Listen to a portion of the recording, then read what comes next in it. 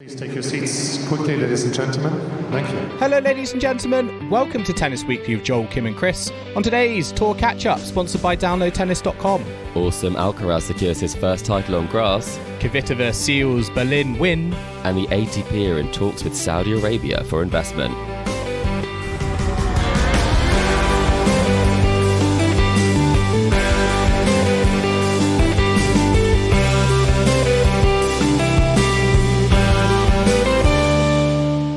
Chris, today is the 25th of June and we are here to catch up on the week in tennis at Tennis Weekly HQ. Carlos Alcaraz is your Queen's champion. He is back to world number one. We had Petra Kvitova come out of nowhere to win in Berlin. Sasha Bublik winning the biggest title of his career in Halle. And Halle Ostapenko adding herself to the winners list in Birmingham. So very, very exciting on that front. And then off the tennis court as well, we've had Anett Kontaveit announce her retirement and the ATP announcing they might be doing a deal with Saudi Arabia. So there is lots and lots to talk about, Chris, and all very exciting because we've got Wimbledon qualifying starting tomorrow. Yeah, and I believe that you're going to Wimbledon qualifying on Monday. Then on Tuesday, we're going to the Boodles. So that's two very different experiences. I'm not sure you should expect a 3-course lunch at Wimbledon qualifying for your ticket. I don't think the Boodles is going to be a shorts and t-shirt job, is it? No, I think you might have to wear slightly different outfits. I think you're a bit nervous. I am going to to turn up in shorts and a t-shirt. Don't worry, I'll send you a text on the morning of, and you'll have to go back and change. Yeah, I'll make sure to bring like multiple options so I can. Maybe I'll bring options for you too. A backup jacket. Yeah. But yeah, no, it's very exciting. Yeah, we've got Wimbledon qualifying in the Boodles. Tennis Weekly are going to be at both of them. So yeah, really, really looking forward to that. But lots of tennis to discuss this week. But before we get on to all of the results, Chris, we're going to be talking about what has been our highlights of the week, and I want to start with you. What's been your favourite moment of the week so far? Well, I would say my favourite thing is that Casper Ruud is doing everything he can not to play on grass. I've never seen him more active, doing all sorts of different things, from playing golf, which is probably the closest he's got to grass so far, but also he's put his money where his mouth is, Joel. He did actually tweet out that he was shocked by the fact that people weren't screaming the Weekend lyrics, and the Weekend's currently touring at the moment. He said if he was there, he'd be doing that. And then lo and behold, he was there and he was screaming at the top of his lungs. So I think he saw him in Stockholm. So I think I'm not quite sure if it's the perfect preparation. It's all part of the plan, Chris. Yeah, I might be. I mean, last time he's got a lot of points to defend from his second round, but I think it's definitely enjoyable to see how many excuses he can come up with not to get some practice on the grass before Wimbledon. That's for sure. Yeah, I'm really, really enjoying all the different things you can do that are sort of related to grass or outdoors activities that isn't, playing on the tennis court. Because he's been on a golf course. He's been to a concert. I think I saw a photo of him going shooting. On a yacht. Definitely seen him on a yacht. Yet. Getting off dry land in the dirt. Literally any form of tennis court. It feels like he's still in relaxation mode, isn't it? After, getting to the French Open final. Well, that's fine because he's only going to come back for the US Open final. So we're on that sort of a cycle here. This is the low point. Maybe this is his off season, the grass court. He does do things a bit differently. We know that. Well, I will say, if he's having all this time off, maybe he has seen what is my highlight this week, and it was the Challengers movie trailer. This is a film with is it Zendaya? I'm not like the biggest Zendaya. Hollywood person, but Zendaya is in it, and it's like a love triangle type rom-com that's coming to Hollywood. I think it's coming out later this year. Yeah, the trailer was quite interesting. Maybe not necessarily from the story perspective, from my point of view, but there's a little moment where she's on a poster serving, and it kind of caused big arguments in the tennis community about the grip that she has serving, because it looks like a pancake grip to me, Chris, which is not what you would expect for a tennis player at the top of their game. No, I also would say it's kind of giving me these awful memories of that film Wimbledon. How dare you say awful memories? I think you mean cherished memories. I would say a jolly watch, but in terms of the tennis technique, I do not think that Paul Bettany looked like an athlete for that film. And I think for this one, it looks like maybe Zendaya was training physically for the role, but maybe hadn't started the tennis lessons, because she is looking in a very odd direction. Maybe it's an overhead. We might give her the benefit of the doubt, but it is a bit of an odd one. But I have heard and I have seen a clip that she is good at tennis, and that people have compared her forehand in the trailer to Medvedev. Oh, okay. An octopus player, it might be for Zendaya. I think it's interesting. I do think, as tennis fans, whenever I hear tennis film or tennis picture or tennis movie, I'm always going to judge it on the quality of the tennis scenes. So the Zendaya serve, if it's a pancake grip, there's definitely going to be room for improvement there. And very quickly, there is another tennis film that's come out. It's just like London Buses, 2 out in the same week. We've got 15 Love, which is a provocative tennis drama coming to Amazon Prime in July. I think this is going to be like a mini series, not necessarily a film. But this, to me, actually, I think is a little bit more interesting, because it sort of plays on that kind of that relationship between player and coach, and whether coaches overstep the mark, which, you know, we've seen in the past has become a big kind of topic. So I like the fact that we're going to see a TV series kind of play in the space, because I do think it's going to be it's going to lead to, I think, quite big discussions potentially. Yeah, I think it's quite a hot topic. And we've seen a lot of these sorts of pieces of news that have come out over the years, and things where it has obviously not been quite as sensually provocative as this film looks. It has been quite bad, hearing a lot of stuff about Jelena Dokic. Sophia Kennan's had similar sort of situations and things like that. So I think it will be very interesting to see that play out as a very quite substantial drama, really, as opposed to, you know, the Wimbledon. I'm really going for Wimbledon now, but that story was more a bit superficial. It is. Well, Venus Williams said that during Wimbledon, she's never taken a day off, and apparently Kirsten Dunst went on an all-day date one day. So Venus Williams is doing it wrong, Chris. Yeah, she needs to take more time off. That's what everyone says. But no, I think it'll be interesting to see, because it looks like the story gets started after the tennis career, which I think is always quite interesting. Well, maybe we'll do a Tennis Weekly film trip to the cinema. Maybe get Kim involved. Yeah, we'll have to wait and see. We'll see what the reviews say as well. But yeah, interesting to see 2 films coming out, 2 films and TV series coming out based in the world of tennis, which, yeah, you don't often see every day. Moving on to the tennis at the moment on the tours, we're going to start with Queens. Chris, Carlos Alcaraz is your Queens champion. He defeated Alex de Minaur in straight sets, 6-4, 6-4. That was his first ever trophy on grass. He returns to the world number 1 ranking. What did you make of Carlos Alcaraz's week? Because I think he was in a final set tiebreak in round 1. For him to go from that moment to Queen's champion, that is a very impressive run, I think.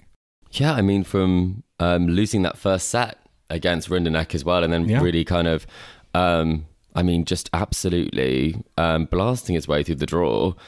Some of the hitting I've seen from a clip basis, that I've seen quite a lot of the highlights, didn't see every match, but I can't believe how hard he's hitting the ball consistently. It seems like he's really shifted well from surfaces, from being kind of a little bit more topspin based when he's playing on the clay courts, to very much flattening out his shots and really hitting through, which I think is something that we don't really know that much about, kind of Carlos's game on grass. Obviously, he has had some good results previously, but this is obviously the standout one in terms of really putting it together across the week. And for me, I think the key thing in this one is that he is just a cut above when it comes to that champion's mentality, because despite the fact he didn't win kind of as many points on his first serve, he did win 2 of 2 break points. And it just shows that de Minaur was actually out-serving Alcaraz on the day, but it was just those points and taking those chances that really did it. So you've got to feel a little bit for de Minaur in this situation, because he didn't really put a foot wrong. There were only 6 points in the entire match, but for me, the ultra-aggressive Alcaraz, he's almost going for more on those big points. Yeah, I agree. I think it was a case of taking your opportunities, and de Minaur didn't do that. I actually thought he was knocking on the door of the Alcaraz serve first of all in that first set. And if he had taken his chances, I probably would have said he would have gone on to win that first set. So, I think he'll be a little bit disappointed. Where does this leave, though, Carlos Alcaraz? The fact that we're going into Wimbledon, can we call him a contender given how relatively little grass court action he's had across his career? I mean, he's spoken about that he's learning, and it's nice to see him adapting his play. I think he actually called out Andy Murray to say, I learned from the best in terms of moving across the court. With just this week at Queen's, do you kind of put him as one of those contenders for the Wimbledon title behind Novak Djokovic, or do you think it's still quite early given we've only really seen this once across a week from him on grass? Well, you have to think that if you are able to win at Queen's, it's the perfect preparation, for the fact that he is going to be playing on the grass courts of Wimbledon next week. And we've seen so many players have great results at Queen's, and that's led to something like a deep run. For example, Berrettini is a great example of that. Murray, he's always had quite good Queen's tournaments before he's gone on to win Wimbledon. And I mean, even if he hadn't won the title this week, I mean, this year he's, after the title as well, he's 40 wins and 4 losses for the year. So, I mean, every time he goes on a tennis court against everyone, probably other than Novak Djokovic, he would be your pick this season to win that match. So, of course, he's in the mix. But in terms of whether he can do it, I think a lot of it comes down to how he handles the pressure, because that was the big question in Paris, and how he responds to not handling the pressure that well in Paris, I think will be really interesting to see. But it's great to see he's got a title, put it behind him, but I don't think he's probably the best grass court player on the tour. What do you think? Yeah, I think there are better grass court players that we'll get onto, but I think for me, the one thing that might let him down is like the lack maybe of 3 points he gets from the first serve. I think always you associate Alcaraz with, his physicality from the back of the court and getting into extended rallies and normally coming out on top. But I just wonder whether he's going to really need to make sure his first serve is firing to get him those cheap points, whether they're aces or unreturned serves, that I think are just going to make those games a bit easier. So that would be my kind of watch out, I think, going into Wimbledon. But I certainly think he's got the right mentality. He knows what it takes. And I think he knows, obviously, what the target is. Novak Djokovic. It was interesting him talking about, the fact that he's gone up to world number one. He said, I'm number one, but my chances at Wimbledon don't change because of that. Novak is coming. So what's your take on that? Do you think Novak Djokovic should be nervous a little bit more from what we've seen of Alcaraz this week, or do you still think that Djokovic is still kind of the firm favourite out in front? I mean, he's just become the on-paper GOAT, like the undisputed GOAT in that sense. So I think it'd be very hard for him to be nervous right now. I think it's more likely, as Andy Murray said the other week when you spoke to him, that hopefully he's taken his eye off the ball ahead of Wimbledon. But no, I do just think that right now you look at who's currently holding the slams, and the player with the most slams is Novak Djokovic. We've seen this a lot on the women's tour, where Serena Williams was ranked at number 2, Dinara Safina was number 1, Safina was slamless. Serena, I think she'd picked up 2 or 3 at that point, but wasn't playing as regularly on the tour. So I don't think it really matters. What matters is that you have got a good seeding. It's a lot harder to come through at Wimbledon with a lower seeding. And so being in the top 2 seeds, you're going to have a good draw. And so I think you can't really read into it, but when it comes to the most recent match they played, I think you have to always give Djokovic the upper hand, becoming a favourite. But I would throw another name in the mix. He threw himself in the mix this week, Seb Korda. I was going to come on to this. I mean, what did you make of that? I was quite surprised with how he announced it. What was it for you? Were you kind of thought, oh, this is really confident? Or did you actually think, actually, this is borderline arrogance, what he's saying? Because Seb Korda did come out and say, the way I'm playing, I'm a great mover on the grass. I know this surface. I really like playing on this surface. And he just effectively announced himself as one of the favourites for Wimbledon. Do you think that was a sign of his confidence, or do you think actually that tipped over into more of his arrogance? Well, I think he was a bit surprised as well when it comes to the fact that he did kind of give such a strong opinion. He has sort of backtracked now and said he was asked the question and he kind of just said what he was thinking. Taken out of context. But you want to make sure that you back yourself, and I think it is that sort of quite a fine line when you think about it, from being overly confident. But if you don't think you have a chance of winning it, then why are you standing there to compete? And I think you have to believe that. So I think it's quite funny that everyone is like, Seb Corder thinks he's the favourite. because it was so odd, because he's such a chilled and laid back so guy. Nice, he's such a classy guy. I think he plays very elegantly on the court. So yeah, when I heard these comments, I was a little bit like, it's not like him to, I feel like, go and upset the apple cart. Yeah, especially because like his body's let him down so much before, and I think now he's really drawing attention to the fact that he is physically much stronger than he has been. But his year-to-date record is 9-5 for the year, and he's kind of obviously had that great start to the year, but he's been out so much, so it was quite surprising to me. I thought maybe he'd be downplaying his chances, and then he might put another sort of straight sets victory or against Dan Evans or another seed or something like he's done before. He's definitely got grass court pedigree, but I was surprised by how kind of straightforward that result was for Alcaraz, and it does kind of beg the question.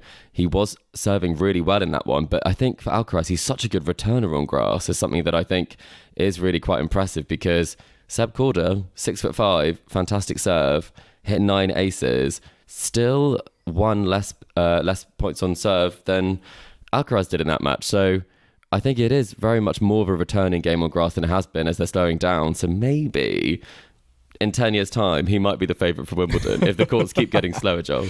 Yeah, and I do wonder as well with Korda, particularly on the backhand wing. I think Alcaraz showed, if there's one way you're going to beat Korda, it's really attack the backhand side, and he was able to break those defences in that semi-final quite easily. I thought that match was actually going to be a bit tighter than it was, but Alcaraz coming through that and then getting his first grass court title.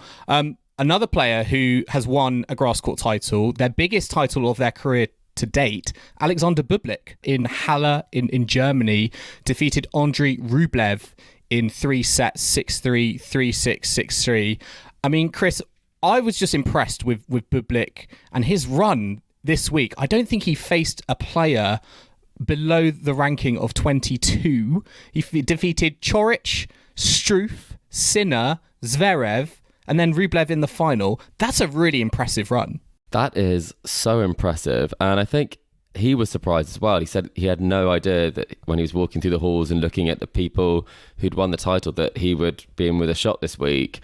And I really like this as a result, because you do just feel he has so much ability and so much sort of talent that it's such a shame he hasn't always had the discipline and the focus, because I think he does know that on his day he can beat any of these players, like a Sinner, for example. I know he's beaten Zverev before, and Rublev he has actually quite a bad record against. So I think it is very impressive that he was able to do this, because his year it's not been good, and he did talk about the fact he struggled. I mean, he's at 8-19, 8 wins, 19 losses, which is, for a player ranked 48 in the world at the moment, that really is not good. So I think, again, he won't be seeded at Wimbledon. So I think he might win the title, Joel. I don't know what you think of the most dangerous floater. Oh, yeah. Murray won't be seeded either, though, but I would say I might give it to Bublik. It is quite tricky, because I think he is a player where, as you said, with Halle, I hope he comes out of this realising, if I can put my mind to it, I can beat these players. And he's always, been the character on the court. I think we always see those videos of him on social media, and he's almost in that entertainer category, like a Gael Monfils, and we don't really necessarily treat him that seriously. But I certainly think with this Halle result that players should be treating him more seriously. And I think it's hard when you're in the moment playing him across the court. It's almost, sometimes I almost feel like he could be a distraction. You've got to stay really, really focused. But yeah, I think if he's got that belief now, maybe from Halle, that, who knows, when it comes to Wimbledon, whoever's on the other side of the net, given the run he had in Halle, he could be like, I could spring a surprise. Yeah, and why not? I mean, if you've been able to play against kind of players who are seeded in it, and very dangerous unseeded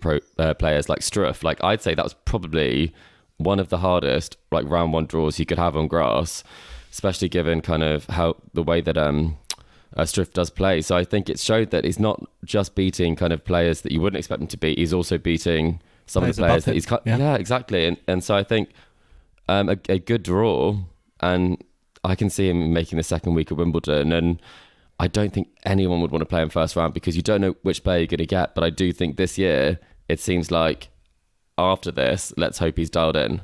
Well, two players who definitely won't want him in round one are Daniil Medvedev and Stefanos Tsitsipas. Tsitsipas has already taken a wild card into Mallorca in the penultimate week before Wimbledon. Daniil Medvedev lost to Roberto Bautista Agut as well in the quarterfinals. So those players are not doing particularly well, which is surprising to me. Did you kind of pick up on anything from Medvedev or Tsitsipas in terms of what's not clicking for them at the moment going into, again, a surface, particularly I think more for Medvedev maybe than Tsitsipas, that they should be doing a bit better on? Yeah, I think for me, I think the Tsitsipas results, like he didn't play particularly well in either of those matches. And so I think that one is definitely a bit more concerning, but he never has had sort of the pedigree at Wimbledon on grass so far. I think Medvedev, on the other hand, has what could be a great game for grass. And against kind of Bautista Agut, I think it was just the fact that the consistency of the hitting was kind of what outdid him in that. I think he played relatively fine. I mean, he's got 2 matches under his belt. He has won in Mallorca before. So I think it's a case that maybe he should have probably got some practice in maybe the week before. And then not had to play the week before Wimbledon. But at the same time, there's still time to regain the form. But I was a bit surprised because I did think that he was a bit of a... I thought he was going to get his act together this week. Yeah, I did as well, I did. It didn't really come off, did it? I do wonder on grass where the ball typically stays a bit lower and whether that makes it a little bit more difficult for Medvedev to be the octopus from the always be the behind baseline. It. Yeah, like, you know, does he it likes reach him if he's standing that far back? Yeah, so I don't know whether that is an issue and like an issue for him, because we know how, you know, great he can be from the back of the court, but it might just be that getting used to where that contact point is that is real kind of issue for him. So yeah, we'll have to wait and see. I mean, Tsitsipas, in Mallorca's taken a wild card there, so I'll be curious to see how he gets on. Berlin, we're moving on to the women now. Berlin, Petra Kvitova was your champion there, came through against Donna Vekic, straight sets in the final. Petra Kvitova, she's a player who, well, I think, is it fair to say she kind of peaks at certain events in the year? You know, she had that great win in the Miami Open earlier this year, and all of a sudden, oh, surprise, surprise, she's announced herself for the grass court season.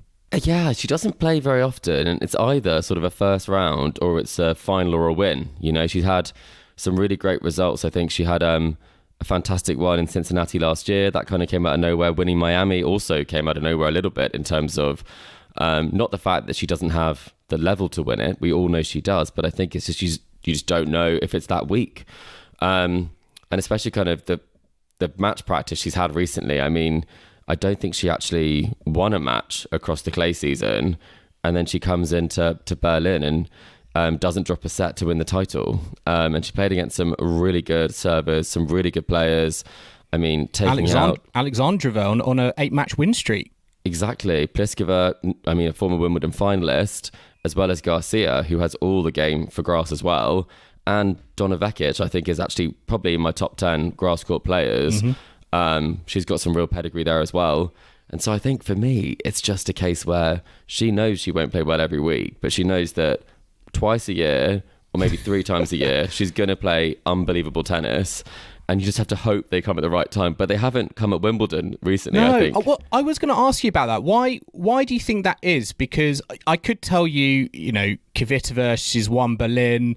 We can now think of her as a favourite for Wimbledon. Like, you know, we're talking maybe a little bit about Alcaraz. But the reality is for Petra Kvitova at Wimbledon, she won it in 2014. But since then, her best result is round 4. So why do you think that is? Because, as you say, she's such a great competitor and a champion, and you'd think, you know, given those past glories at Wimbledon, she should be doing better than a round 4 appearance in the last 9 years.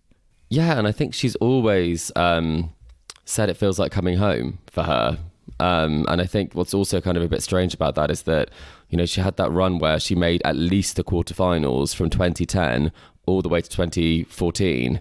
So that does make it kind of all the bit more strange, because she hasn't necessarily always lost to kind of fantastic players along the way. I think she did have a loss to Jankovic, which was particularly surprising because Jankovic does not like playing on the grass at all. I remember watching that, and I think it has to be to do with whether she's feeling it or not. But I mean, you would have definitely said in the whole time since that would have been the slam that she would have reached the final in, or the semi-final, and actually it's been the Australian and the French that she's reached those rounds since then. I guess it just has to do with the fact that, and she's won titles on grass in the last couple of years, they just haven't been that peak, as we say, during the Wimbledon 2 weeks. And if she hasn't got through those rounds... We don't know when those peaks are coming, do we?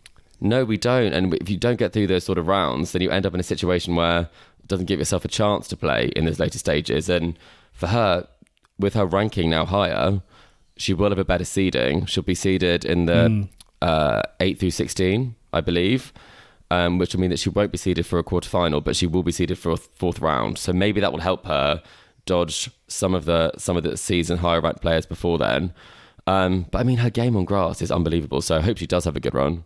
And just a word on Donna Vekic, that win against Elena Rybakina in round 2. Rybakina's obviously the reigning Wimbledon ladies champion. Vekic came through that in 3 sets. She's got to be pretty high on confidence going into Wimbledon as well. Yeah, and especially because both Kvitova and Vekic had to win 2 matches in one day because of the rain that was in Berlin.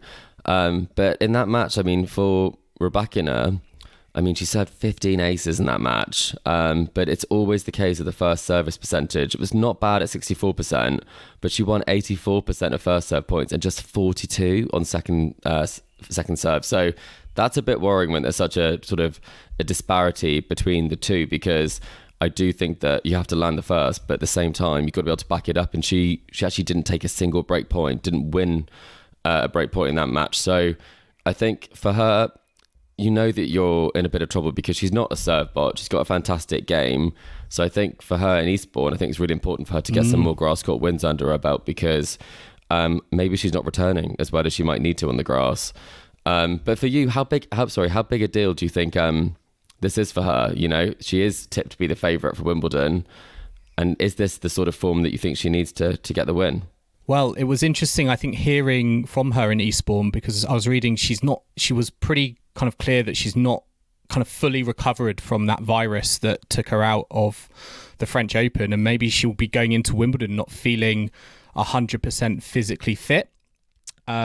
So I think getting match wins under her belt will, help build that confidence, and we'll just have to wait and see. I think that match against Vekic, I just think she came out against someone who was going to be there and ready to attack the serve, and executed their game plan to a point that it got them the victory.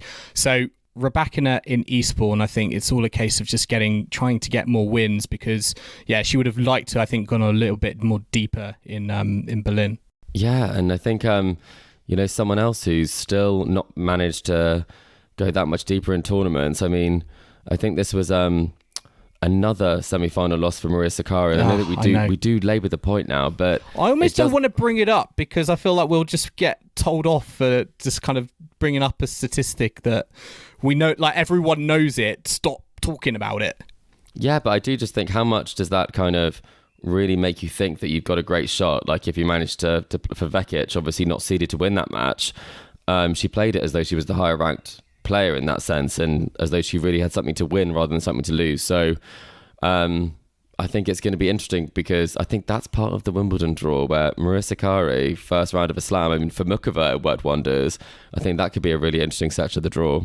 Yeah, we'll have to wait and see what draw Maria Sakkari gets. I hope she can get over her semi-final hoodoo at some point, though. I think she's 0-6 in semi-finals this season. So, one of those statistics you definitely do not want. Moving on to Birmingham, Chris, the final tournament, the WTA 250 this week. Jelena Ostapenko winning that 7-6, 6-4 against Barbora Krejcikova. I actually thought on paper this was the tastiest final going into Sunday. Probably what was the most surprising was it was a straight sets victory for Ostapenko. She had been 3 sets all the way through to the final, including against Venus Williams. I think she was 6-4. 4-love down as well against Frech in the quarterfinals. What did you make of Ostapenko's run and this win against Krejcikova, who, in comparison, had a lot more of an easier progress? Yeah, I think with Ostapenko, I mean, you go from high highs to low lows, and I think what's kind of I'm not saying it's a low low at all because I think Venus played particularly well, but you wouldn't necessarily think if Venus took a set of you that you would then be winning a straight sets match against Krejcikova. You know, I think that's a bit of a surprise in that sense. But I think what's been great is that where she has either been kind of losing in straight sets and winning in straight sets, that she had a couple of those 3-set matches where, you know, against Potapova, for example, against Frech as well, against Venus. She's really fought her way through this week. And I think all of that has given her quite a lot of self-belief that whatever the scoreline, really stick to your guns and you can turn it around, because that tie break, I watched the whole of it live, and unbelievable hitting from both players. And I think that was what was so impressive, was that she was up in that tie break, Krejcikova pegged her back, and then she managed to seal it after having to save a set point the other way. So I think it could be Ostapenko 2.0, the more level-headed Ostapenko. Ooh. Well, I was a bit confused because, she had some very positive comments for Venus Williams, and just it was hugging at the net. Yeah, I think it's all coming together. I was all confused because I can't remember when it was, but I think it was last season. There was a tournament she played in the UK, and in her interview, she just said, I won because I'm better than my opponent. And she was talking about Rebecca Marino. I remember that. She said when she was down, she said, well, my level is way higher than her level. And I thought, well, I mean, you're not wrong, but still, to say it out loud. You don't have to say that. It's not going to adhere you, is it? It's a bit Seb Corder-esque, isn't it? No. You know? but yeah, she hasn't said she's the favourite for Wimbledon. She hasn't gone that far. I mean, I guess the one thing on Ostapenko, the fact that she has played all these 3-set matches, it's hard to consider her, like, regardless of winning a title, it's hard to consider her a contender, I think, for Wimbledon, because you always feel like you're going to get a chance. Do you think that's fair to say? I mean, based on my predictions for the last slam, for both collector set and in the predictions for quarter by quarter, I will be going nowhere near Ostapenko for Wimbledon, because she's a nightmare to predict, isn't she? Yeah, I think maybe I will in one of the two competitions, but I do just think it's so much of it depends. And I think Wimbledon, again, is a tournament where people are so inspired. And so I think when you see people, and this also rings true for Kvitova and her results, people play their best tennis of their lives when they get to play at Wimbledon. And it is a leveler. You know, I think it is a bit different playing on the grass. And if you are missing, you tend to miss pretty big. If your feet aren't moving well enough, it's so footwork dependent. So let's see. I'm not going to be predicting a deep run for her just yet, though. Yeah, I do wonder what she's going to do. I don't think anyone really knows. And just a word on Barbora Krejcikova as well. I know she's known for the French Open and her kind of doubles Grand Slam wins, but her game is, I feel, very much tailor-made for a grass court. Flat hitting from the baseline, big serve, knows how to volley at the net. But yet she's only really played a handful of matches on the grass. So I feel like there's an opportunity there to kind of announce herself, or maybe be a little bit of a surprise package when it comes to Wimbledon, and just kind of show that actually, yeah, I could also have a deep run here. Yeah, she's actually never lost before the third round, but she just hasn't really been playing, the elite level of tennis for that long. I think she's going to burst onto the scene in around kind of 2020, but she is kind of, I think she's 27 years old or something like that. So some players like Coco Gauff, I mean, when you play your first Wimbledon match, when you're, in the middle of your teens, what was Coco? Was she 14 or 15 or something like that when she made her debut? And she'd have played many more grass court matches than Krejcikova has. But as you say, she's got a good game for it. It really is an all court game, and she's able to move into the net so nicely with great transition games. So again, I think what we're kind of landing on here is that the women's one, when it comes to the women's Wimbledon draw, I mean, it is so open. I I think making a prediction based on the form. I mean, Iga plays this week. We haven't seen her play yet. It's going to be a tough one, Joel. I'm not sure we're going to do ourselves too proud. Yeah, I'm already nervous about making predictions, particularly on the women's side. But yeah, we're going to take a quick break now, but join us in the second half where we'll be discussing former world number 2 Anett Kontaveit's retirement announcement, talk of Saudi Arabia's move into tennis with the ATP, and a look ahead to the final week of grass court events before Wimbledon, including Eastbourne, Mallorca and Bad Homburg. So don't go anywhere.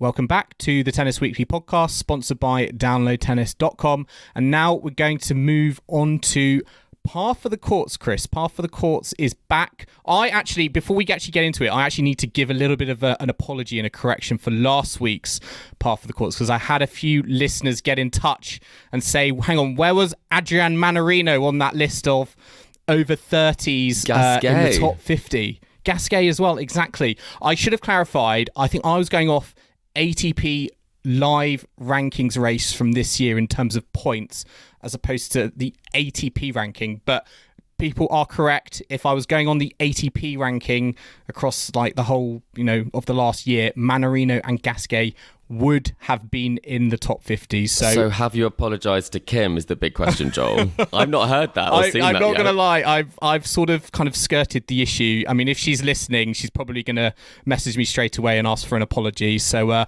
Kim, apologies. You were correct. I was wrong as usual. I hope we can just put it under. Let's just sweep it away and let's move on. Order's been restored, hasn't it, Joel? I feel a lot better knowing that Kim didn't muck up last week. Well, hopefully I'm not going to muck up this week, and hopefully maybe I can succeed at Par for the Courts. But I believe you have one. You have one for me. Indeed, and I've actually learnt from the lesson of last week, Joel, and I've got some caveats for where I've taken this from. Oh, okay, caveats. Just to make sure that I'm not print. caught out. But today we will be looking at the traditional par for the Courts. And so I will be asking you about active players who've played a minimum of 50 matches on grass. This is ATP players. Who has the best winning percentage? I'm looking for the top 10 players, and the figures are correct as of the 16th of June 2023. Just for clarification. I love that specificity. Okay. So I've got a set par for you, haven't I? So yes. I think I want to go quite high with this. I feel like I'm going to go 7. Oh, that is punchy. That is punchy. But I feel punchy. like I'm looking at the list and I'm like, yeah, I probably, I could, I'll do a set. I believe in you, Joel. Let's go 7. Okay. So top 10 male percentage. Okay. Percentage-wise for grass. Yeah. So, and that's among active players? It is among active players. Well, let's start with an obvious one. Let's start Andy Murray. That's a correct answer. Comes in at number 2. Novak Djokovic. That is the number 1 answer. I think you've done yourself proud there by going for Murray first. I'm going to say Rafael Nadal. You've gone for the big 3, and they are well, I shouldn't say that, sorry. The big 3 of active players when it comes to grass, because Rafael Nadal comes in at 3rd with a 79% record. Okay.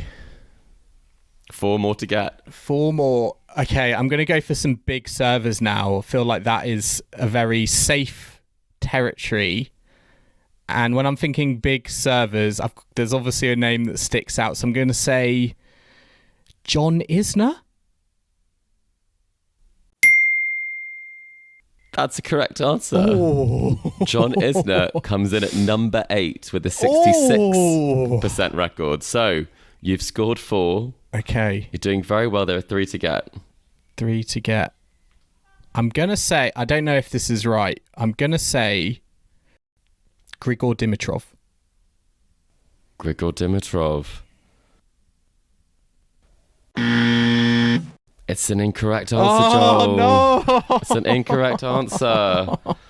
Oh, no. I thought you were going to stick with the big servers there because I could. Well, do you want to have another couple of guesses? So big servers. Hubert Hurkacz wouldn't have been in there. He's not had 50 matches, I don't think. Former finalist. Former fine. Oh, Nick Kyrgios. Nick Kyrgios is in number 7. Yes. There's another former finalist on the list. Trying to think. Milos Raonic. That's not a bad guess. Maybe they're not a former finalist, and I've lost the plot a little bit. But okay. Cilic, I believe, is also a former finalist. Okay, yeah. And then completing the list, we have one of our favourites to mention on the pod, Richard Gasquet, who's just received an apology. Oh, wow. I think that's due to longevity. Well, not longevity, because it's a winning percentage. So that's very well done. Decent. That's very decent. Very good. And then we also have at number 5, Roberto Bautista Agut. So when you think about that, and that loss to Medvedev, I mean, he's playing a grass court player of real pedigree. And then finishing the list at number 9 and 10, we have Medvedev, and then we have Feliciano Lopez. I was going to say Feliciano Lopez, but I was just sort of clouded by all his recent losses, basically, and I was like, "There's no way he could be on it." There's been a lot of off-the-court losses, that's for sure. But he's won Queens many times, hasn't he? Yes, that is true. He'll be hanging up his racket, I believe. Okay. Is it this week in Mallorca he's hanging up his racket? Yeah, I think you're right. But so maybe I'll add another couple to that to get that does not console up. me, though. It does not console me in this moment. But no. Yeah, I'm a bit annoyed by that. I definitely left some on the table. I don't know why I was so confident with Grigor Dimitrov, but I mean, his win percentage at the moment, I'm not sure is particularly high, but no, he has made a semi before, hasn't he? Well, listeners, let us know. Did you do better than me? Were you able to get par for the courts this week? Did we do it right? Did we do it right? List? I hope so. I just hope we don't get any more listeners kind of message me being like, "You did it wrong. You did it wrong." But no. Or maybe Joel actually did win, though. You might want them to message. No, but listeners, I hope you enjoyed that edition of Par for the Courts. Moving on to the Tennis Weekly mailbag, we had Brenda get in touch with us on email, and her question to us was, Patrick Muratoglu, in one of the new episodes of Breakpoint, said that beating Djokovic at Wimbledon is probably the highest mountain to climb for any tennis player. Do you agree with this? Are there any mountains that are higher to climb in tennis? What a great question. What a relevant question as well with Breakpoint, the new batch of episodes just coming out. Chris, I'm going to go to you first. What's your take on that? Highest mountain, peaks? Is it Novak Djokovic at Wimbledon, or have you got your thoughts elsewhere? Well, I mean, of active challenges in tennis, I think that's right up there. I think Nadal at the French Open, we've also got to think about that. But non-active players, I mean, Roger at Wimbledon, he's obviously still got the highest number of titles at Wimbledon. Do you think that's a higher peak than Djokovic at Wimbledon? Oh, I think in the early days, 100%. I think it really is in terms of the difference between him and some of the players and how ordinary he made players look at certain times. And then I guess if the only other time I think it would be kind of if you were playing Steffi Graf in 1988 or 1993 when she did the Grand Slam, because I think then it's any Grand Slam that would be a tougher challenge because she was not losing then. So no. That would be what I would go for. Or maybe there's Tatiana Maria. Where was she winning? In Bogota? Yeah. Yes. I think that might be the other peak. My personal peak was going to be Andy Murray on the Challenger circuit. That's a good one. But arguably, I would say maybe Novak Djokovic on Rod Laver Arena at the Australian Open, for me, arguably is a higher peak than him on centre court at Wimbledon. I agree with that. So those would be my kind of 2 cents thrown in. But really, really interesting question there, Brenda. Thanks for sharing that. Listeners, let us know, what are your kind of peaks? What are your mountain peaks in tennis? Active or non-active? We're really interested to hear it. But Brenda, thanks for that question. And any listeners, if you've got any questions for the mailbag, make sure to get in touch with us and just let us know, and we can talk about them as we can talk about them at HQ and get it out there. But for now, we're going to move on to a couple of talking points, Chris, from this week, and we've got to start with the breaking news that happened last night. Saudi Arabia. Saudi Arabia are looking to get involved in tennis. There have been discussions with the ATP, the Public Investment Fund, which is pretty much this bottomless pit of money. Feels like it's gone from one sport to the next. It went to golf, it went to football. It felt like it was just inevitably going to go to tennis at some point. When you heard about this news, how did it make you feel? Well, I think I'm probably quite similar to most people. I think it's kind of inevitable in terms of the direction of where the money is when it comes to sport. I think we've seen it happen. And we've also seen kind of on the tennis tour that there are more and more exhibitions that are happening there. There's more and more players that are being attracted to play those exhibitions because of how much money is available there. And I think we've seen from some of the moves around kind of China and Asian tournaments as well, that there is sort of the shift in terms of where the natural sort of center of gravity is when it comes to where the money is for both tours. So I think it is inevitable. I do think that it is problematic in lots of ways. I think it doesn't necessarily send a great message. And I think all of the sort of the comments that have been made previously about kind of the World Cup or players that have competed there, that it is sort of that question is it you're doing your bit for your country is quite different to doing your bit for your bank account and for your ranking. So I think some players, there will be questions around it in terms of whether they would want to participate, especially if this does see a move more towards kind of the WTA Tour as well, if everything does kind of shift in that direction. But for me, I think it is breaking news, but not a surprise would be what I would say, Joel. What about you? Yeah, and I thought it was interesting to hear Gaudenzi, who's the ATP Tour chief, say that he almost kind of gave a warning to investors to say that they must stick to respecting the history of the sport and the product, working with the current stakeholder rather than against. And I think about golf particularly, how in my view, like they just kind of muscled their way in, and there was a real kind of friction and a collision between what Saudi Arabia were doing with, like Live Golf and the rest of golf, and it was almost kind of like you had to kind of pick your side. So I get that it felt like it was inevitable, but I think based on what we've seen already, that if this does happen, and it feels like it will do so and it will manifest at some point, that it's done in the right way, and hopefully it's more of collaboration and cooperation and not just creating like a rebel tour or something that is really going to create conflict with within the whole kind of tennis community, because I think that's the worry, having seen it played out in the circles of golf.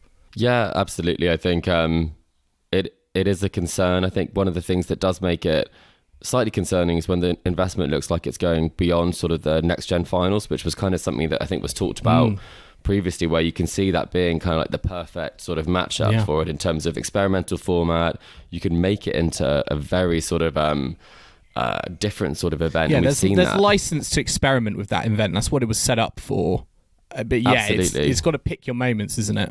Yeah, and I think that is very much the case with that event. So maybe it will be interesting to see if that is the first event that happens, because there is obviously talks about that, how that goes and how it develops. But I do hope that it isn't kind of one of those things where it just sort of snowballs into kind of changing the sport sort of beyond recognition. And are you surprised that they've kind of gone to the ATP? I mean, we don't know. They might be having conversations with the WTA as well. But, my impression is the WTA Tour seems even more ripe for kind of big investment opportunities. We've spoken about, with combined events, and we see like the inequality in prize money, for example, of the tours. I would almost argue to say the WTA was actually probably in a better position for someone like a big investment to come in. We saw that with the Hologic investment come in. But are you surprised it's come through the ATP and maybe not necessarily from the WTA side, or do you think that's something that maybe they'll look at in the future? Well, I mean, I do think that it's quite a different sponsor in many ways when it comes to the two you've just described. Like Hologic is obviously kind of much more around sort of breakthrough diagnostic and sort of medical solutions for women's health. So there could also be some issues there in terms of the partnerships and whether they do think that that the investment is a positive thing for women and women in that area. It does kind of lend itself to a wider debate, and I do think that probably the WTA would rather follow suit than lead this, because I think they would get much more criticism from this, and it would kind of draw a lot more attention from doing this. So maybe if the ATP paved the way, I wouldn't be surprised to see if somewhere probably quite a bit further down the line, the WTA does start to kind of have these conversations. But I think for now, I think China is where the WTA money will be coming from. Definitely. It's it's interesting. It feels like we're in very embryonic times, the beginning of something that we all felt was going to happen, and people are going to have different opinions on it. I think it leaves me feeling a little bit nervous and uneasy, having seen what's played out in other sports. So we're just going to have to see how it comes. And as you said, it feels like the first manifestation of it looks like it might be the next gen finals in Jeddah, which is a rumor for now, nothing confirmed, but that could be the first thing that happens. So yeah, we'll have to wait and see. I mean, another talking point from this week was Anett Kontaveit announcing her retirement from tennis due to a debilitating back injury. She's already said her Wimbledon will be her last tournament. Chris, again, she's 27 years old. No one likes to see this. What did you make of this announcement when it broke last week? I think she had talked about her injury before. So for me, the way she described it was definitely a career-ending injury, because managing it would be so difficult. So I wasn't surprised to see it, but obviously it is a big shame, because I think the peak of her career kind of happened towards the end of 2021 into 2022. Obviously, she had that unbelievable run of victories with Dmitry Tursunov that went from August winning kind of Cleveland, then winning in Ostrava, winning in the Kremlin, winning the Transylvanian Open, and making it as the first Estonian ever to qualify for the end of season finals. Yeah. So that's a super high achievement. And, she did play obviously as the number 2 seed at Flushing Meadows last year when Serena Williams took her out. So up until kind of September last year, she's been very high in the rankings. So it is a shame that the end of her career is so close to where her career peaked. But at the same time, I do think when it comes to players like this, that it's actually a very positive decision to step away from the sport, because I think a lot of people can't do that when they maybe should with the injury. And I'm not going to name names or go into anything there, but I think that having a life outside the court, and obviously she's had a very successful life on the court, I think there's something to be said where that can be a really positive thing for someone. And having that last farewell at Wimbledon, I think, will be a really nice way to go out, because obviously this injury is not something that can be managed. So sad, but I'm very pleased that she won't be continuing to kind of struggle on with this and for it to degenerate any further. Yeah, it's going to be, I think, a very emotional moment when she steps onto the court at Wimbledon. Hopefully a good court, right, Joel? Yeah, this must get her court number 1 minimum. Yeah, absolutely. Let's get her on a show court, certainly, because, I think she is a player that is, whenever I see her in interviews on TV or watching kind of clips on YouTube, she just seems so nice and very well liked. I just think it's a great shame that, as you said, I feel like we were only just beginning to see the best of what she could offer with that crazy, that crazy run on indoor hard courts and getting to the WTA finals. To think that was only in 2021, and we're in 2023 now, it just feels like, I wanted to see, where could this have gone? So it's really frustrating, I think, to hear of these injuries. But as you said, like, having your health is the priority, and you do wonder, yes, tennis, you can love tennis and take over your life, but you've got to look beyond that. And it's positive, I think, that Kontaveit has almost done this to kind of preserve herself, I guess, for the future and the whole of life, and not just looking at her tennis career. Yeah, and if you look at her results, I think it definitely is a case where I think number 2 in the world was definitely a peak for her. I think pushing beyond that, given the fact that she's never been beyond a quarterfinal at a slam, would be quite unlikely, especially with this diagnosis. And she hasn't been past the 3rd round of a slam since 2020, kind of despite that success. So it does make you think that it probably is the time to step away. But at the same time, as you say, very well liked. And some of the Kasatkina comments between those two there seem to be the best of friends. But they are hilarious when it comes to Kasatkina's always Kasatkina sharing. is a joker, isn't she? She is a joker. She's always funny. sharing the shots that she misses, or she says like, who holds her back the most on a doubles court. It's always Kontaveit. So I think that's going to be one of the things I miss the most. I hope they play doubles together at Wimbledon. Yeah. Yes. I mean, we still have 3 events before Wimbledon starts. We've got the Eastbourne WTA 500. We've got Bad Homburg, where Iga Swiatek is, the WTA 250, and Mallorca for the men, which is another 250. I mean, the draws are already out. We've actually already had some action as well. Where are your eyes drawn to with this week, the last week before Wimbledon? There's only one match, Joel, that we can be. We're talking about 2 champions on the tour playing each other in the first round in week. What's happening in the first round of Eastbourne? So we have Kvitova, Ostapenko. I mean, that would be a good final in Eastbourne. I think we'd love to see them play, but round 1, if you bought a ticket for Monday or Tuesday, I mean, you're really going to get a fantastic match there. So definitely got my eyes on that one. And then I think it is just also seeing, some of the final preparations of some of these players who haven't quite had the form yet, seeing the likes of sort of Tsitsipas trying to do some fine tuning. I think that would be very interesting. And then I think seeing just some of those players who haven't had that form yet, seeing what happens there. But I don't know. Iga Swiatek as well. We've just not seen her on the grass. Obviously, Iga will be playing, and she's got Tatiana Maria in the first round. That is not an easy welcome, is it? To the grass not a natural courts? Rhythm that you'll get from that one. That's for sure. No, that will definitely be a super interesting one. And then, I mean, you'd have to think that she chose the event, a smaller 250, because there's more chance to get more matches under her belt before she plays Wimbledon.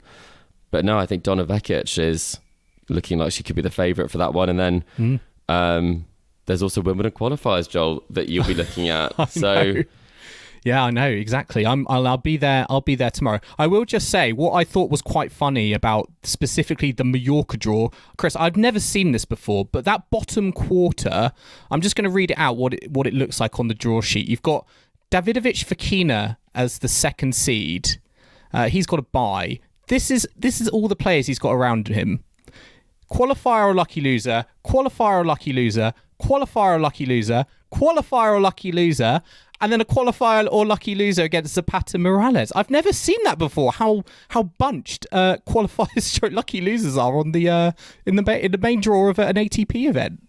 I mean, that's unbelievable, really, isn't it? And I mean, give me that draw. Give me that draw. Yeah. I mean, if you're Feliciano Lopez, I think you'd much rather face one of those guys in round 1. Exactly. Yeah. Well, we'll see how everyone kind of gets on. Yeah, final week, very, very exciting before Wimbledon gets underway. Our next episode is going to be our Wimbledon draw preview episode. I believe that's going to be coming out on Friday when the draw is made. So we're going to be coming out with our predictions. Collector set in double quick time as well is going to be back. So I'm really looking forward to it. It's definitely got that air of unpredictability, I think, versus the French Open, where I think there was a lot of chat about Iga Swiatek and just seeing if she was going to win. Yeah, I think Joel, you're very tactically not available for that podcast, for the predictions episode. So I think know. Kim and I I'm are taking my holiday. Yeah. I am taking my holiday. So I'm going to be in Belgium. But looking forward to that. Listeners, I hope you've enjoyed our latest episode of the Tennis Weekly podcast. Remember to subscribe to us to stay up to date on all the action to come, including Wimbledon, the 3rd Grand Slam of the year. We're on Apple Podcasts, Spotify, and all major podcasting platforms out there. And if you like what you're hearing, then make sure to leave us a rating and review on Apple Podcasts or Spotify. You can also follow us on social media, email the show. We're on Facebook, Instagram, Twitter, TikTok, and YouTube. And all of those channels, we're Tennis Weekly Pod. So make sure you follow us. We'll be posting about our Boodles experience behind the scenes and across the 2 weeks of Wimbledon. You might get to see what I'm wearing to Boodles as well. We can have a rate that outfit. We can rate that outfit. Oh, I like that. Yeah, we can mix it up. So do follow us on those channels to see who scrubs up well and who doesn't. And you can also email the show at tennisweeklypod@gmail.com or check out our website tennisweekly.co.uk. and we will be back on Friday at Tennis Weekly HQ for our Wimbledon draw preview. So I hope you can join us for that. But in the meantime, it's goodbye from Chris. Goodbye. And it's goodbye from me. We'll see you again soon.